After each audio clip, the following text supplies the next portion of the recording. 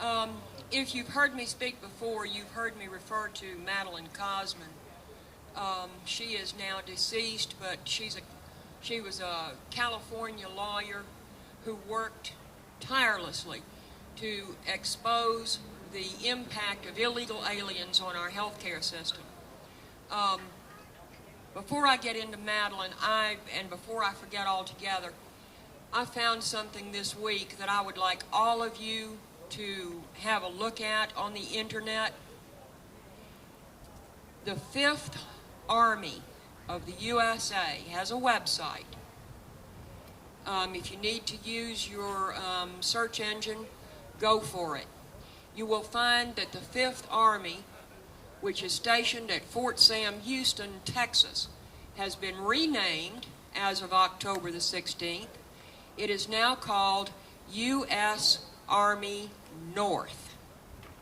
And if you look at the shoulder patch on the left side of the home page, you will see that in the background on that shoulder patch is a map. It is not a map of the United States.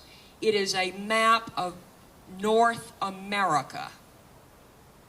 And I'm saying, since when is the responsibility of our 5th Army extended to cover Canada and Mexico? And if the 5th Army is now U.S. Army North, where are East, West, and South? It was a bit of a shock to see the United States map, the lower 48, replaced on a United States Army patch with a map of North America. And if that doesn't tell you something, folks, then you're not listening. I've got more material here than I could cover in an hour. But I'm going to give it my best shot. The material that I have used in my prepared remarks. If you've heard me before, you've heard me talk about multi-drug resistant tuberculosis. We've got a new one. It is extraordinary drug resistant tuberculosis, and it is now coming into our country. This disease is virtually 100% fatal, and it is transmitted as easily as ordinary garden variety TB.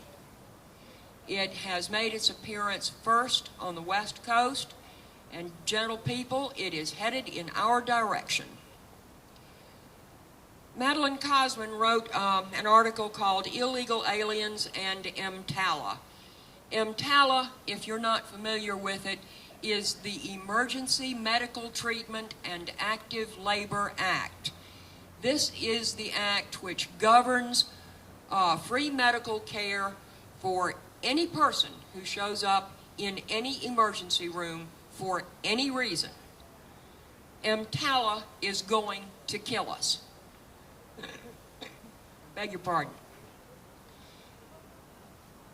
In March of 2005, this was printed on the internet.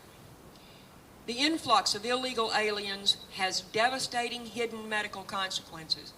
We judge reality primarily by what we see, but what we do not see can be more dangerous, more expensive, and more deadly than what is seen. Illegal alien stealthy assaults on medicine now must rouse Americans to armed alert. Even President Bush describes illegal aliens only as they are seen. Strong physical laborers who work hard in nasty jobs with low wages, who cultivate their families and who pursue the American dream.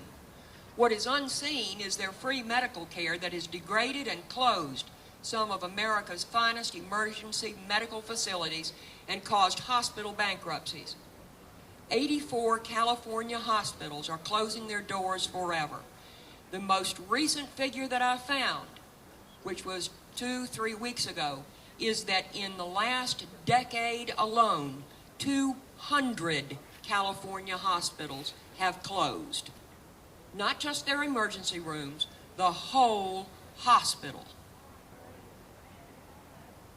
What is seen is the political statistic that 43 million lives are at risk in America because those people have no health insurance. What is unseen is that medical insurance does not equal medical care. Uninsured people get medical care in hospital emergency rooms under EMTALA.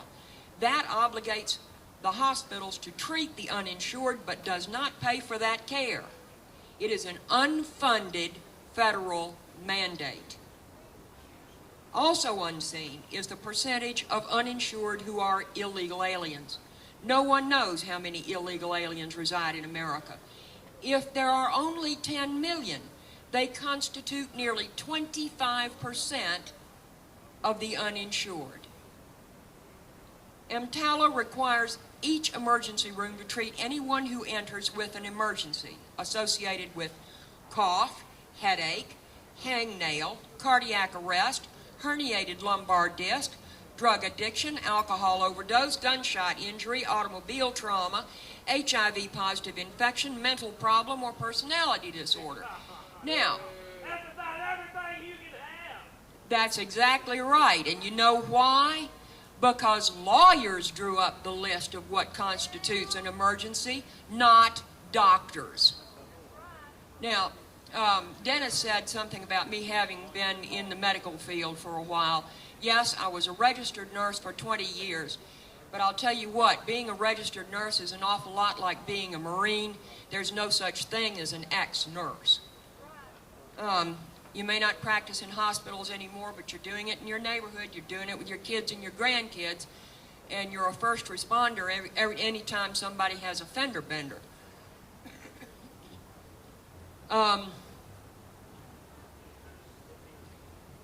Definition of emergency is flexible and vague enough to include almost any condition as requiring mandatory care.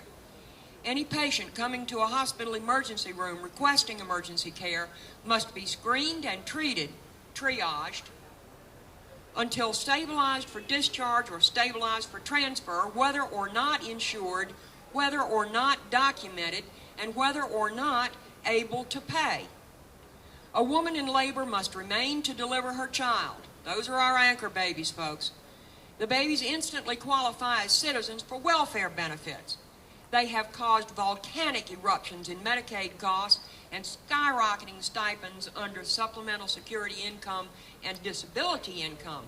This is how our little friend Elvira Arellano is up there in Chicago taking refuge in a church with her little illegitimate son Saul, because Saul qualifies for SSI and disability. That's her meal ticket group, because Saul's well now. What is seen is the strong-backed illegal alien who will come to the emergency room and cough and sweat and bleed, but is assumed to be basically healthy, even though he and his illegal alien wife and kids were never examined for contagious diseases. So he walks in there with a cut finger and starts coughing his tuberculosis all over your healthcare personnel in your hospital emergency rooms.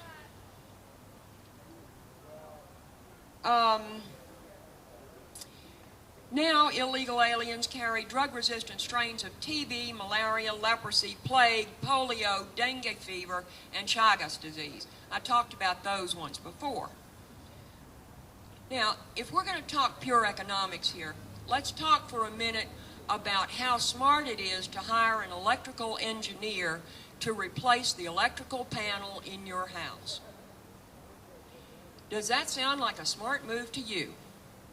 Well, it isn't a smart move either to use these highly trained emergency room personnel who are trained specialists in critical care to apply Band-Aids and dispense aspirin. But that is what they have to do if someone walks in there with a hangnail, a brush burn on a kneecap, or a headache.